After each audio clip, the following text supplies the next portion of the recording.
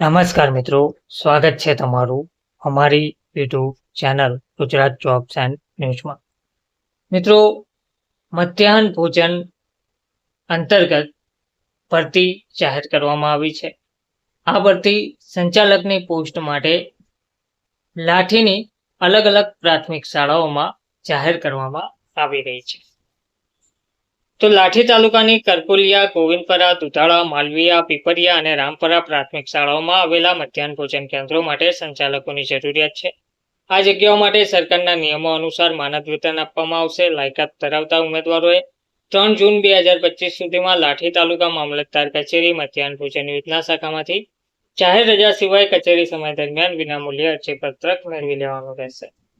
તો ભરેલું અરજીપત્રક, જરૂરી દસ્તાવેજો અને આધાર પુરાવા સાથે 3 જૂન 2025ના બપોરના 3 વાગ્યા સુધીમાં ઉપરોક્ત કચેરી ખાતે પહોંચાડવાનું રહેશે. આ જગ્યા માટે ઉમેદવારની શૈક્ષણિક લાયકાત ધોરણ 10 પાસ હોવી ફરજિયાત છે.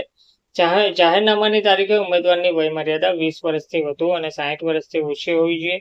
લાઠી તાલુકા મામલતદારે યાદીમાં જણાવ્યું છે કે નિયમો અનુસારની અરજી, લાયકાત અને વયમર્યાદા ધરાવતા ઉમેદવારોને જ મુલાકાત માટે બોલાવવામાં આવશે. માત્ર મુલાકાતથી નિમણૂકનો હક પ્રાપ્ત થશે નહીં. અધૂરી વિગતવાળી અને નિયત સમય મર્યાદા બાદ મળેલી અરજીઓ ધ્યાને લેવામાં આવશે નહીં. ધન્યવાદ.